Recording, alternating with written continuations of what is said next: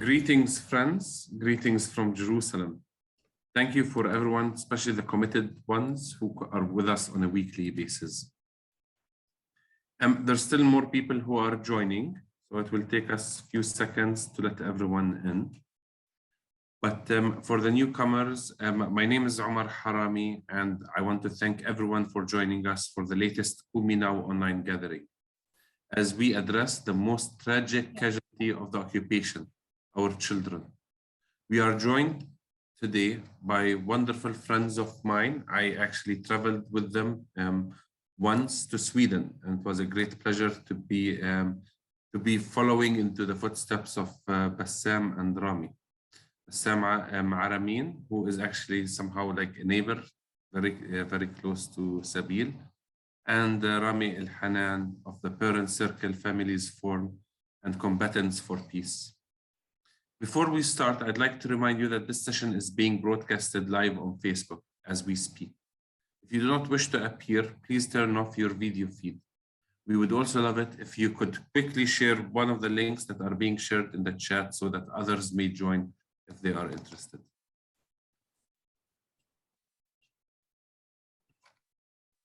So briefly, I would like to in few sentences, I would like to ask Bassam and then Rami Elhanan before we go into the discussion, just to introduce who you are to our guests.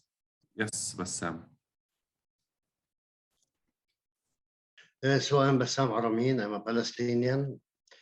I'm a co-founder of a group called Combatants for Peace, and we will talk about it later. And the Parent Circle Families Forum in 2007. And I lived in Anata, East Jerusalem, and in Jericho.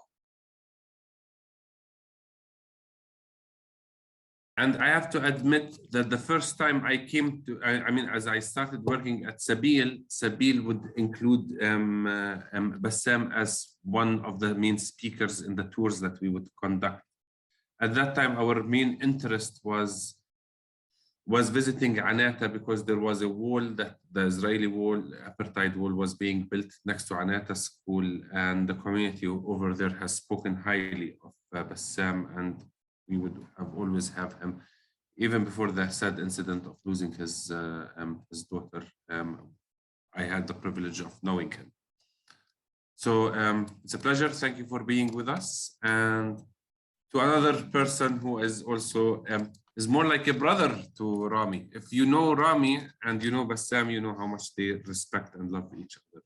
Rami?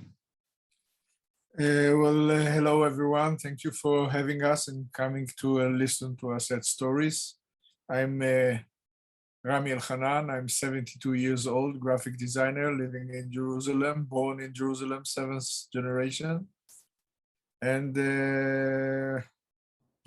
we are both members of the Parent Circle, the Israeli-Palestinian Bereaved Families for Peace, which is probably the only organization on earth that does not seek new members.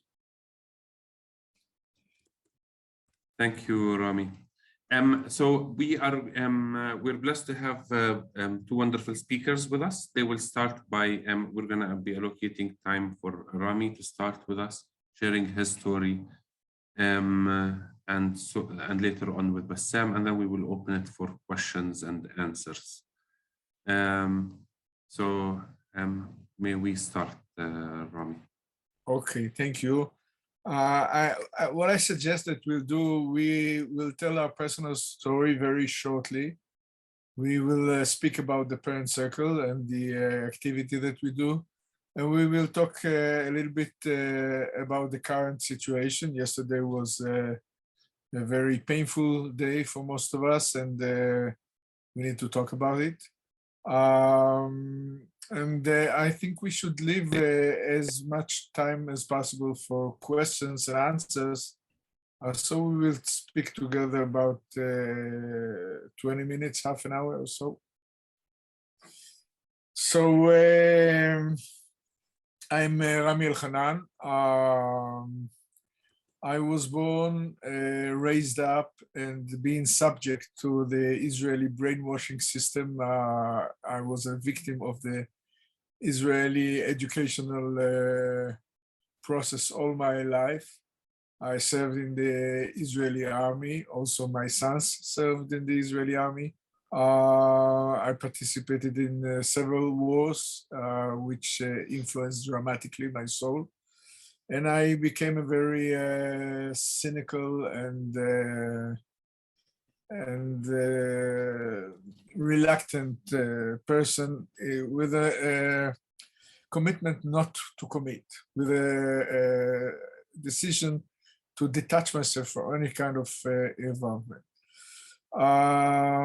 On the 4th of September 1997, my daughter Smadar, 14 years old, was killed by two Palestinian suicide bombers who blew up themselves in the center of Jerusalem. It was the 4th of September 1997, and the beginning of a very cold and very frozen night, which continues until today. And this event changed my life upside down. A year later, I joined the parent circle. I joined this group of crazy people unwillingly and reluctantly, because I got a little bit curious of those people who lost their loved ones and still are capable of talking to each other. So the first meeting was, for me, kind of an earthquake. I was 47 years old at the time, and until today, I'm ashamed to admit, it was the first time ever in my life I have met Palestinians as human beings, not as workers in the streets or not as terrorists or transparent people, but as human beings who carry the same burden that I carry and suffer exactly like I suffer. And this meeting changed my life. I remember seeing this old Arab lady coming down from the bus with this long black traditional Palestinian dress, and she had a picture of a 6-year-old kid on her chest, exactly like my wife carry the name of our daughter Smadari on hers. This meeting changed my life. From that day on, for the last 23 years, I devote my life to go everywhere possible, to talk to anyone possible, with my brother Bassam Aramin beside me, to convey this very basic, simple message which says we are not doomed. This is not our destiny to keep on killing each other in this holy land of ours forever, and we can change it. And the only way to change is simply by talking to each other, because it will not stop unless we talk. We go around the country, we go from high school to high school, we talk to Israeli kids, we talk to Palestinian kids, and we tell them that our blood is exactly the same color, and our pain is exactly the same pain, and our tears are just as bitter. And if we who have paid the highest price possible, if we who could, who have every reason on earth to want to kill each other, if we can call each other brother, anyone can, anyone should. The Parent Circle is an organization of about 600 families. All of them lost a relative in the close family. And all of them are committed to one thing. We understand that we lost our kids because of the domination of one people over the other, because of the Israeli occupation over the West Bank and the Gaza Strip. And we do everything in our power to put cracks in this very high wall of hatred and fear that divide these two nations today, by talking, by saying our story, by showing that there is another way. Also, we have a vast range of activities which are designed to put these cracks in the wall. We have a very powerful women group. We do the lectures at high schools. We have narrative groups that are learning how to listen to each other. We do summer camps for our kids. We do wide range of activities in which the aim of it is to put the cracks in this wall, because we know that through these cracks, a little light comes in, and a little light can drive away a lot of darkness until we will put those walls down because the alternative is too painful. The current situation is we are in a very dark days, which are getting darker and darker. We are facing evil, and we are facing madness. We are facing nationalism. We are facing all the bad things that we've been seen before in history. But instead of brown shirts, today we call it white shirts. But it's all over again. It's the same crazy nationalism that puts us all in a bath of blood and take a price which is unbearable. I hope we will be able to answer any of your questions later. Bassam Habibi, tfaddal. يعطيك العافية ولك. Thank you very much.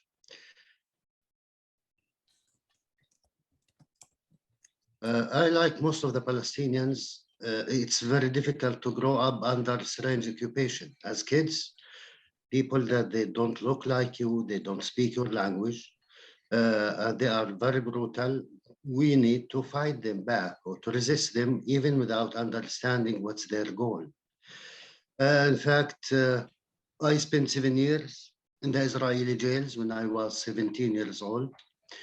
I learned in jail, if you know your enemy, you can defeat him or you can kill him. If you only hate him, you will kill yourself. So I started to study Hebrew to know my enemy in order to know how to defeat them or to kill them. And by chance, I watched a movie about the Holocaust, which I don't know anything about the Holocaust, but I know that someone called Hitler, I don't know from where this Hitler, killed 6 million Jewish people, but it's a big lie. You never think about it. In fact, I want to enjoy seeing this movie to see someone torture those Jews, kill them, arrest them, because they are full of brutality when they come to my village. And I want to see someone defeat them, even if it's a movie, it's a lie. But what happened after a few minutes, suddenly I found myself crying. It's sympathy with those innocent people. It was too much for me. I don't expect to see such atrocities. And I decide to know more about this Holocaust, if it's really happened or it's just a movie. And after many, many years later, I make my master's degree about the Holocaust in Bradford University in the UK in 2010, 2011.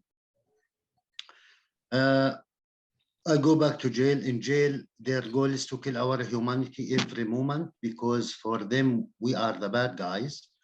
And for us, they are not our example. We need to keep our humanity and to survive in order to continue our struggle for freedom to free our people. In fact, it's a long 7 years. It's full of brutality and it's very difficult to keep your humanity and to act as human beings. I get released in 1992 after 7 years, and I still believe in armed struggle as the only way to talk to those people.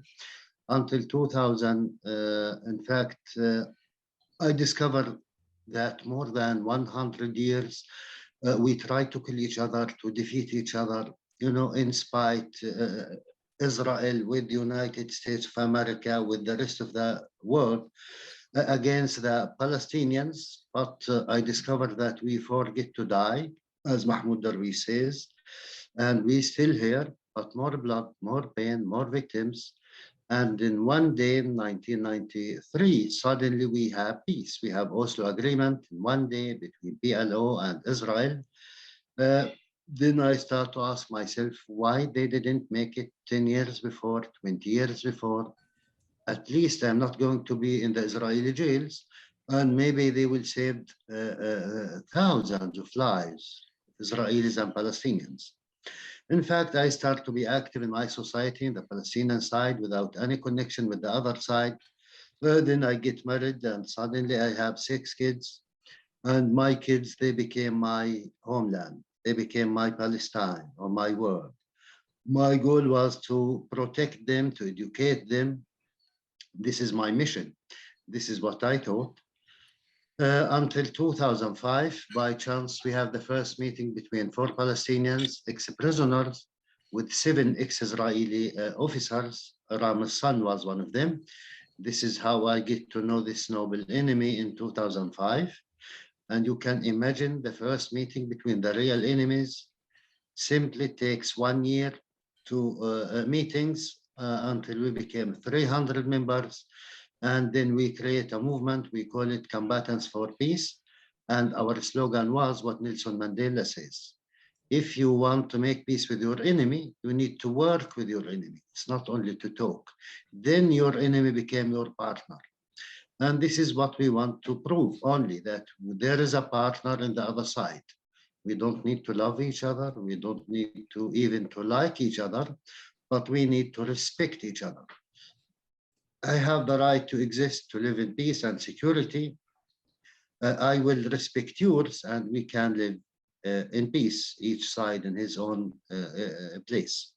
But we are human beings. When we start to work together, you need to trust your partner, and we prove that, yes, we can be real partners. In fact, 2 years later, on the 16th of January 2007, an Israeli border police shot and killed my 10-year-old daughter, Abir, in front of her school, from a distance of 15 to 20 meters in her head from the back. She fell down, and 2 days later, she passed away in Hadassah Hospital, where she bore. And in fact, where Smadar born and died. Between Abir and Smadar, it's 10 years, but it's the same killer, the same criminal who take off the lives of our daughters. It's our common enemy. It's the Israeli occupation. If there is no occupation, we don't need to fight or to try to kill each other. In fact, 2 hours later, I received my brother Rami and his wife and more than 30 Israeli families who come to pray and to support me 2 days until Abir passed away. It's very difficult to ask for justice under the occupation, and especially under the Israeli occupation. It's very complicated because unfortunately, it's not a crime to kill a Palestinian in the Israeli system. It's not written anywhere. But what the Palestinians claim, that we never ever saw an Israeli soldier be punished because he killed a Palestinian. It never, except one soldier 3 years ago, because he had been filmed, and there is an Israeli Jewish witnesses, and he have 9 months. I said, even before my daughter died, I wish she was in a very critical situation. We need to double our efforts to achieve peace, because at least I have another 5 kids. I want to protect them. And if the worst happened, I hope Abir will be the last victim between the Israelis and the Palestinians. But I am not going to give up. I will follow those killers in the court even after 100 years. But unfortunately, they will close the file because lack of evidence. This is what I said. 2 days later, Abir passed away. And after 4.5 years, the Israeli decision, the Israeli Supreme Court was, the mother have the right to know the killer of her daughter, but because it's 4.5 years and because lack of evidence, we close the file. Of course, we have 3 stories like any Palestinian victim. It's not special for my daughter. And maybe this will remind you with the last victim. She was not the last one. The Palestinian American journalist, Shireen Abu Akleh. First of all, they need to blame the Palestinian side. Palestinian sniper, Palestinian bullet, or maybe Palestinian stone. This is what they claim about Abir. It's well known, most of the Palestinian victims, they never approach the Israeli legal system because they know the answer in advance.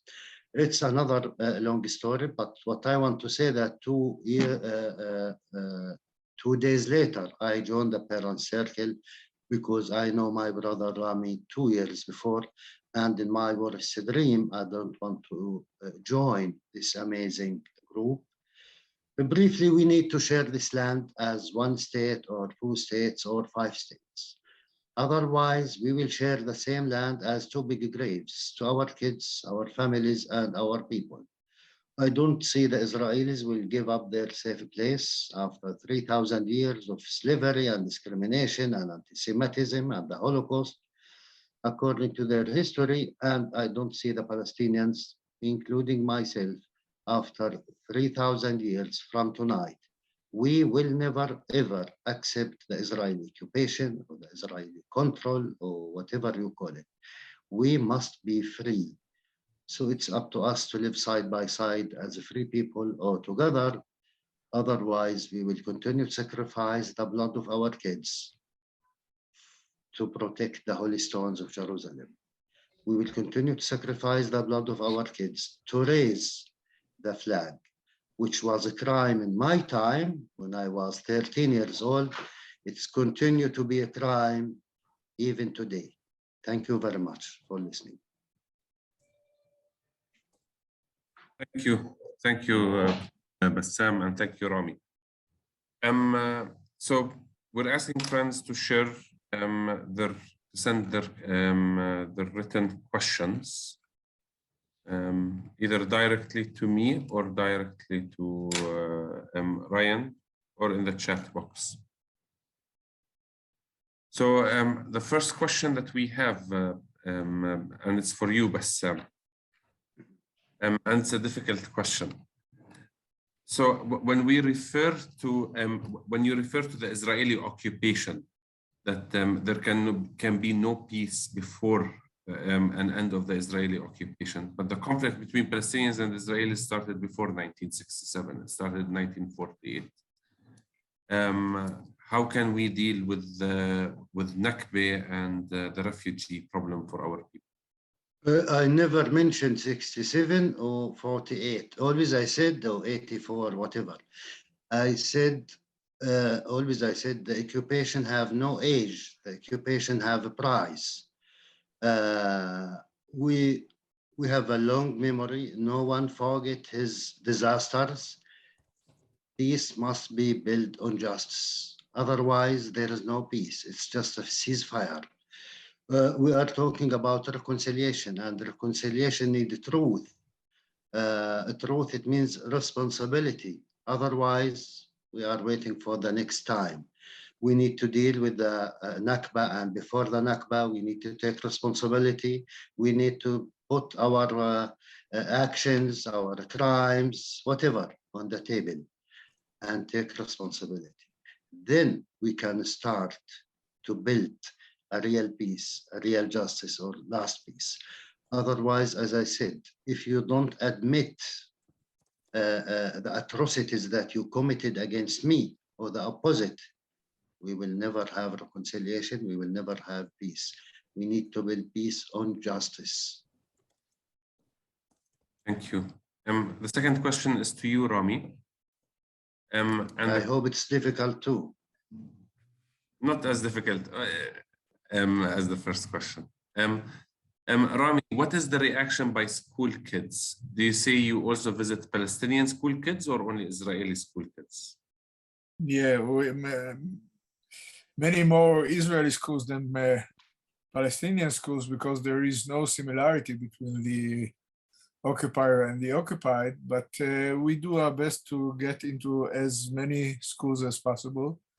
And the reaction is an earthquake. They are not as polite and receptive as you are.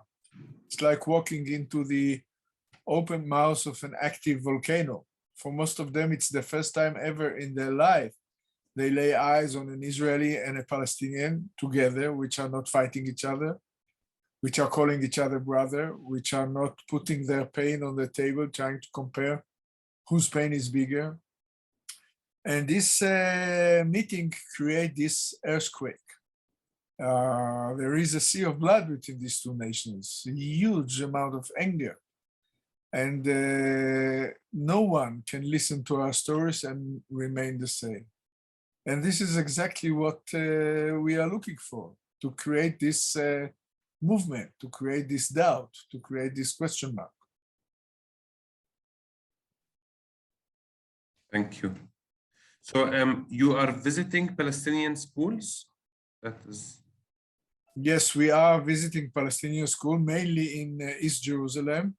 Because of what is considered to be normalization, it's much more difficult to get into the Palestinian school as a method. Rather, we are being supported by the Palestinian Authority, but we meet Palestinian youth in other places like youth clubs, like summer camps and so on. But we do everything in our power to meet as many Palestinians as possible. Thank you. This question is for you, Bassam. How does the extended family, how does the nuclear family and the extended family view the actions of parents who are engaged in this reconciliation work? You know, I have a small family. We are just 16 brothers and sisters only. You know, I believe that the Palestinians, they respect their ex-fighters or the people who paid the price. I never lose any friend, and even the people who don't agree with me. And of course, I understand them. I live under the same conditions, but they respect me. And we are working to achieve peace and justice. This is our goal. This is why we are fighting. And of course, they are very supportive. Briefly. And Rami, is also your family supportive? I'm afraid I'm the less active member of my family. My sons were among the founders of Combatants for Peace. My wife is very well known around the world as a political activist. Her name is Professor Nurit Elhanan. She's the laureate of the Sakharov Award on behalf of the European Parliament. And my youngest son was 5 years old when his sister was murdered. He grew up in a crazy family. When it was time for him to go to the army, we told him don't go. But he said, you went, and because you went, you have the right to speak up and people are willing to listen to you. So he decided to go. He served as an instructor for young deprived kids on the verge of crime. The army takes care of them. And I was full of amazement and admiration for his ability to keep his own identity and to do what he found right. When he got out of the army, he joined the Parent Circle and he found himself a partner. His name is Aramin, Bassam son, and they go all around. If you Google the names Aramin and Elhanan, you'll see many YouTube videos of them. They are amazing. We are very proud of them. Thank you. So here's a logistical question. How do I donate to the Parent Circle group? Is it possible through, do you have a link on your website? Absolutely, yes. We have a website. It's theparentscircle.org. You can read more stories like ours, many more stories like ours. You can read about the activities that the Parent Circle is doing in order to put cracks in the wall. And when you get to the bottom of it, there is a round button. It says donate. You can push it. Okay, and Ryan, maybe you can include it in the chat and we will send it by email to everybody who has attended and to the rest of the list. Here's another question and it's, I think it will go to you, Rami. It's clear that both of you are advocates of understanding and reconciliation, but the events on Sunday at Damascus Gate and the Al-Aqsa Mosque showed that there are young Israelis whose provocative tactics don't believe in reconciliation. In fact, groups behind the march, Familia and Lehaver, want to drive the Palestinians out of Israel and occupied territories. What does this imply for the possibility of the future generations rallying behind justice and equality in both Palestine and Israel? Well, this is the essence of what we are doing. As I said earlier, we are swimming against the current. We are like people who are trying to draw water from the ocean with a little spoon full of little holes. But we are facing two very angry societies.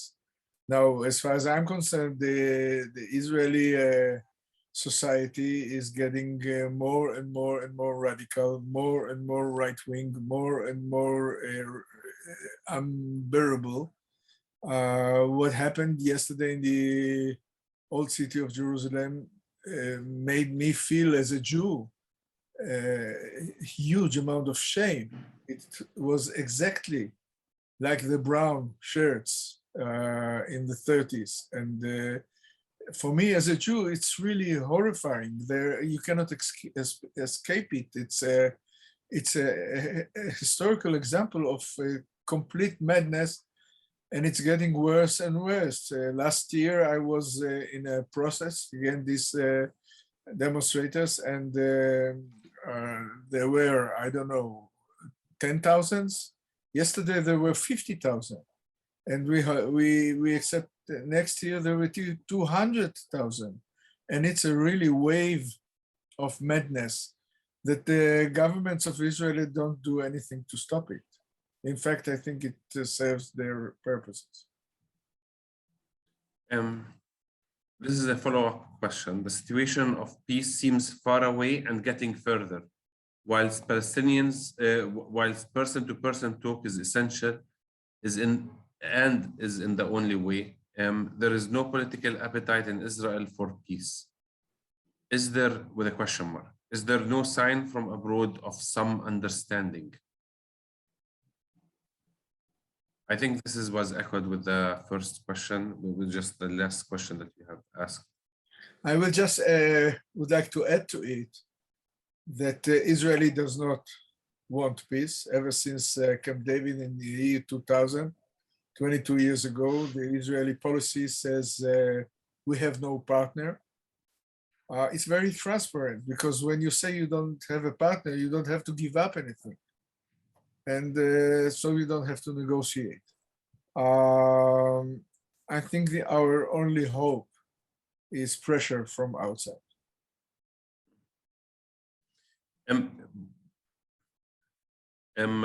I mean, your stories, as many stories, were the inspiration behind the novel of Colum McCain. Yes. Do you think the novel has helped your work? This is the book. It's called A Paragon. He met us 5 years ago. He more or less has heard the same story that we told you. He was enchanted by it, and he wrote this book, which was immediately a bestseller. It won a lot of prizes. It was translated into more than 10 languages, and now it's being translated into Arabic and Hebrew. And humbly, and I think it's a masterpiece. It's a absolutely amazing work of art.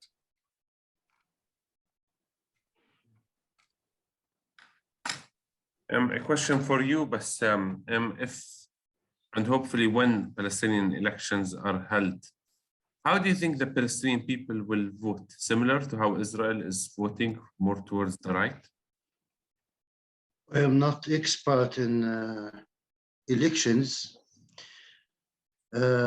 It's different, the Palestinians, than the Israelis. Of course, we are not living in the same level at all. And when we talk about ending the occupation, it's not something fanatic, extremist. This is our right. So we look like fanatic. They try to make the picture that it's two extremist groups from Palestine and Israel, which is not true. We are facing a fascist government who lost all kind of ethics and morals against civilians. Against the Palestinians. The Palestinians will vote, I believe, for someone whom they trust in order to have a solution, to bring a solution. Most of the Palestinians, they want peace. They want to live in peace. Or more peace, they want freedom.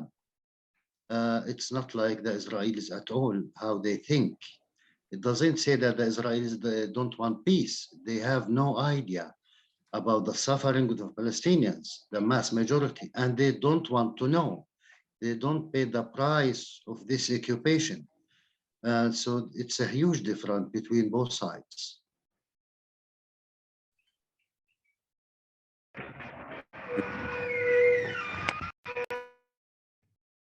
Thank you. It seems that it's. And please, if you're not speaking, I mean, guests are not supposed to have their mics unmuted. So I don't know where the problem is. I think Randy, you have an issue, Randall. So one more question, and that is for you, Rami Elhanan. Why do you think with the situation in Israel, I mean, with the Israeli Knesset, the majority are far right? Why do you think, even with Israel being a superpower in the region, why are the communities voting inside Israel this way? Wow. Well, I think it's after years and years and years and generations of brainwashing, what is dictating this feeling is the victimhood mentality. We are carrying on our backs 3,000 years of victimhood. It's not an invented victimhood, it's a real victimhood. It really happened. And every Jew under his skin, there is this ancient fear of the stranger, of the outsider, of the goy.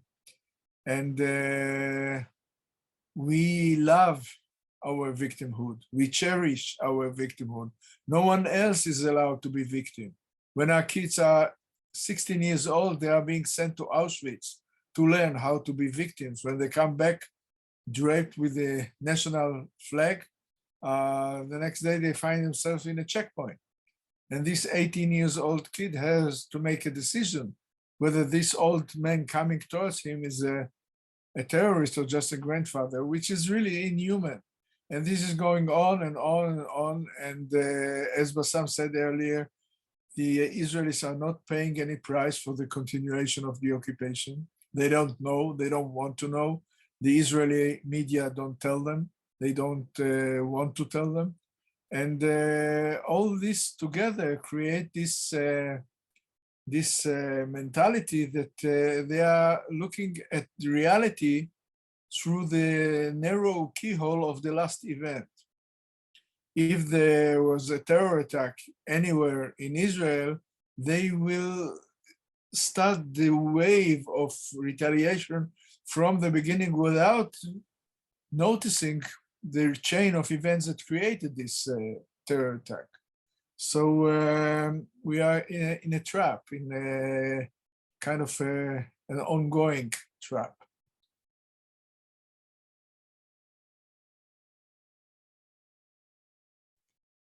So, I mean, just a follow-up question on that question. Do you ever speak or have you spoken to Israeli politicians or invite them to your events? And who is the highest ranking official who has learned about your organization from you personally?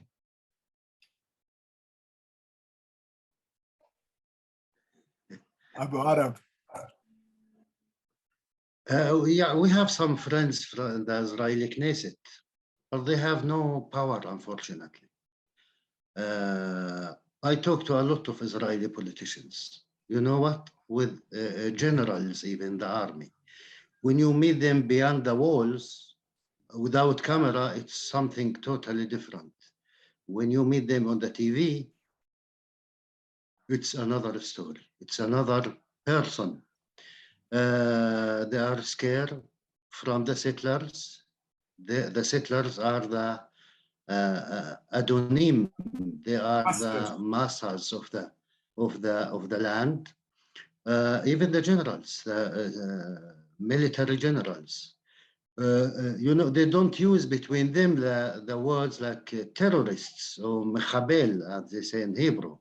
They know that the Palestinians, like they have the right to fight back. Like even according to Ze'ev Jabotinsky, when he says oppression creates resistance. We are human beings. When someone attack you, You need to resist. But unfortunately, again, they have no power. It's the opposite.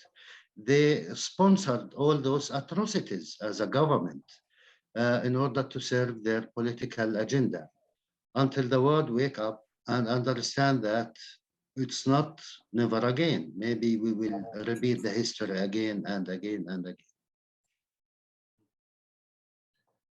A question again to Rami.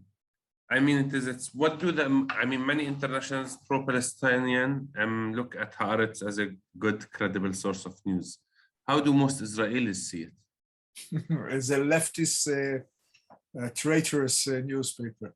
Only leftists read it, and people who want to be angry. Mm. And why are settlers so powerful, do you think, Bassam? I mean, that everybody's afraid of them? Because they eat 3 times a day. For that, they are strong. Because any settler, because it's the government. It's not up to this individual. Any one of them, the government send him to conquer a piece of land. Of course, they need to protect him from the Palestinians. So he need the water, he need electricity, he need until they go to the court. And in 1 month, you will have a new neighborhood. They call it neighborhood.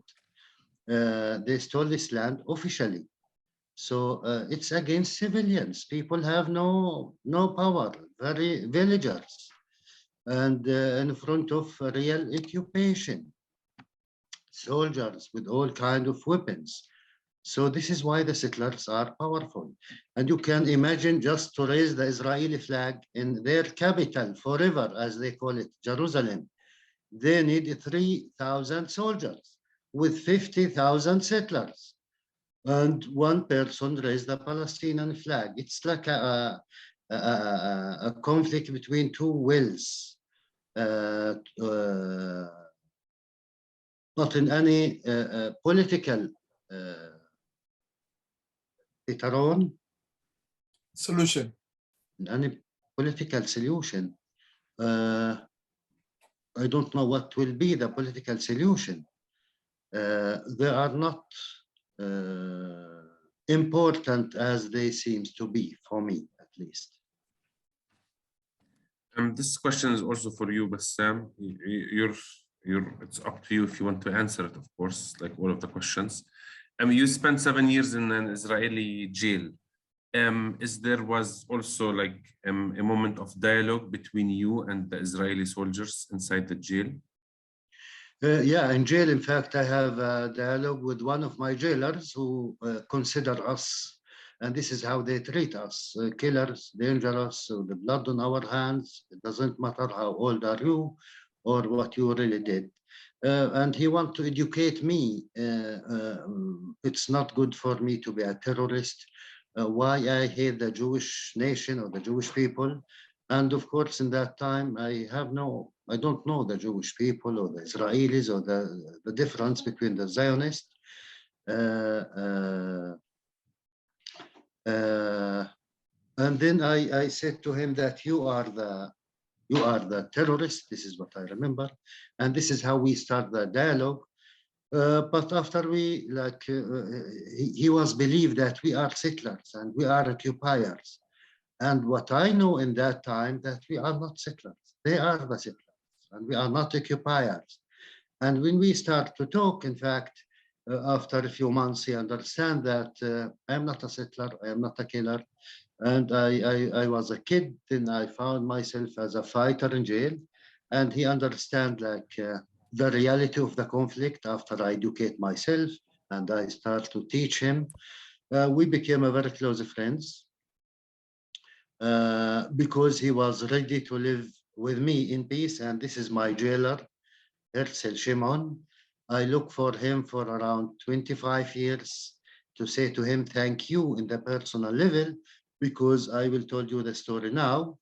In the 1st of October, 1997, we were 100 prisoners, 120, and we are waiting for our lunch that day, and suddenly we hear alarm, and we receive more than 100 soldiers. For the first time, we get soldiers in jail, not police.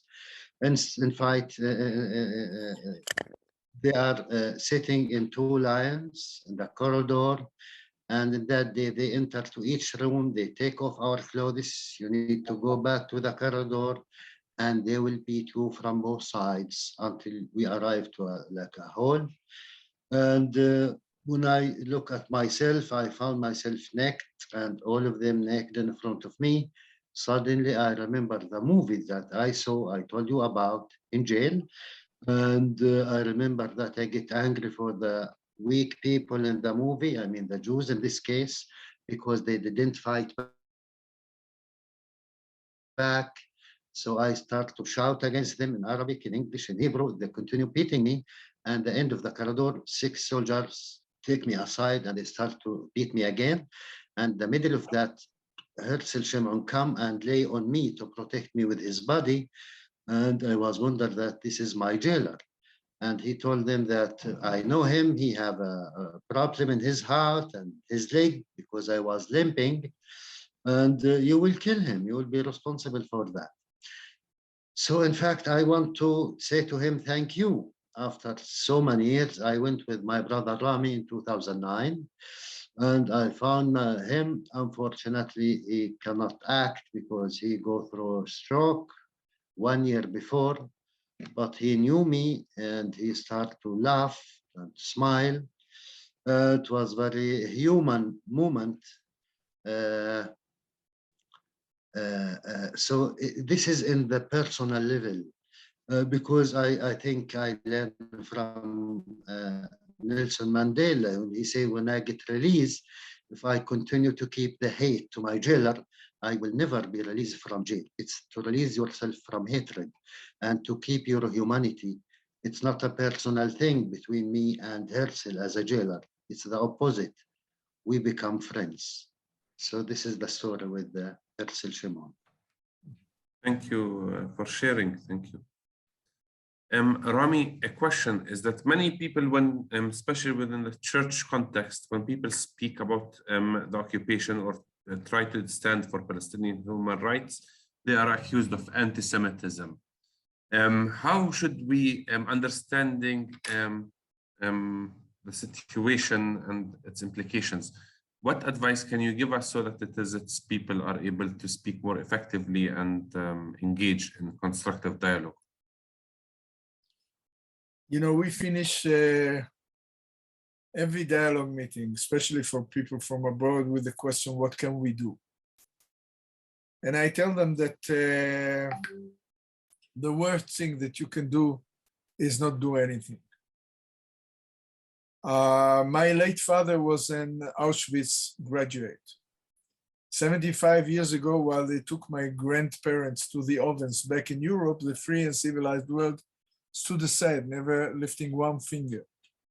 Today, after so many years, while these two crazy nations of ours are massacring each other, and there is a genocide in Syria, and the atrocities in the Ukraine, and wherever you look, the free and civilized world is still standing aside, doing nothing.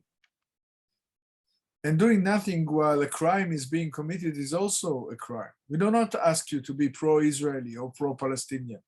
This will not help us. We demand of you to be pro-peace and to be against injustice. And again, this ongoing situation in which one people is dominating the other. This is the essence of the problem. It can be changed. It must be changed. And then I tell them, as a Jew, and I am a Jew with the utmost respect to my people, to my history and my tradition, that ruling and oppressing and humiliating and occupying millions and millions of people for so many years without any democratic right is not Jewish, period. There are not two ways about it. And being against it is not anti-Semitism. If you get into an argument, you can quote me. Thank you. You know, Omar, I can see how we can influence the US media or US press. You know, for us, when the first time CNN talk about their own investigation about Shireen Abu Akleh for the Palestinians, it's unbelievable. CNN, maybe they get angry with Israel only. For the first time after 73 years or 40 years, they cannot see us. They don't know the truth. They are journalists, like most of the journalists in the world. It's very difficult to influence the US press or the Israeli press or the German press. Imagine we can make demonstrations in Ben Gurion University in Beersheba.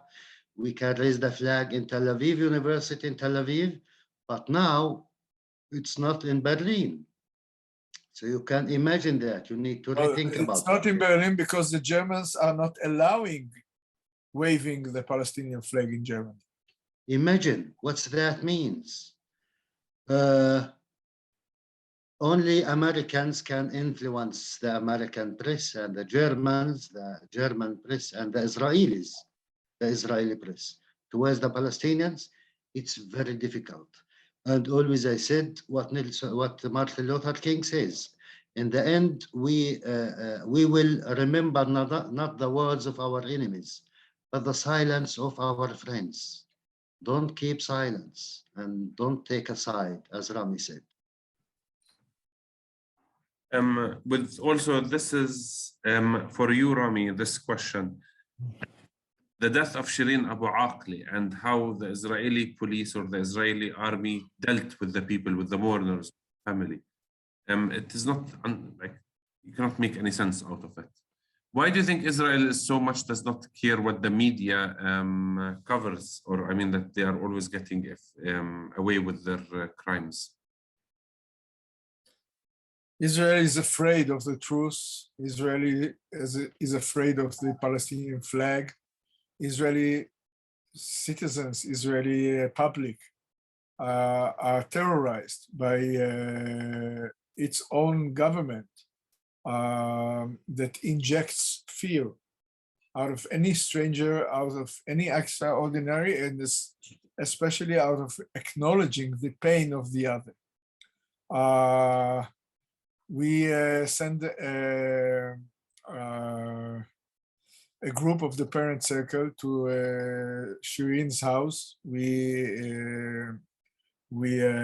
conveyed our condolences to the family.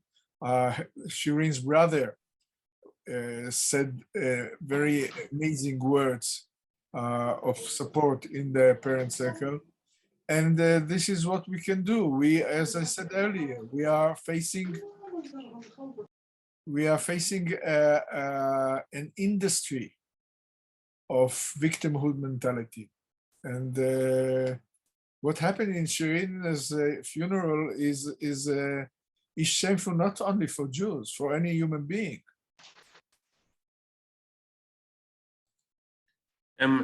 There is, thank you, Ryan. I agree with you. There is one more question for either Bassam or Ryan, or Bassam and Rami.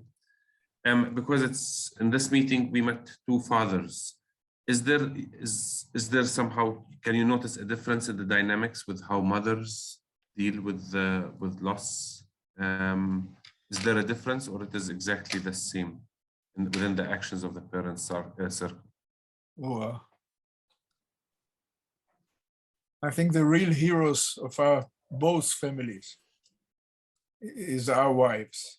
I think the pain for the mother is, I will not say bigger, but different, because the girls are an extension of their feminoid.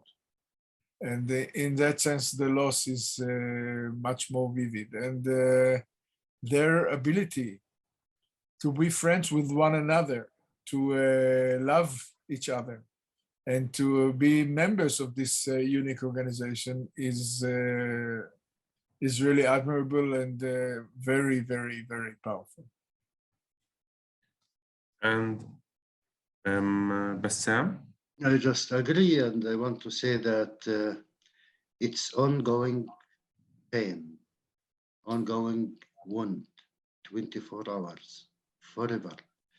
We need just to know how to live with this pain, how to use this pain for more hatred, more revenge, more darkness, or to try to build in their honor the memory of our beloved daughters, more bridge towards peace and love and cooperation between people.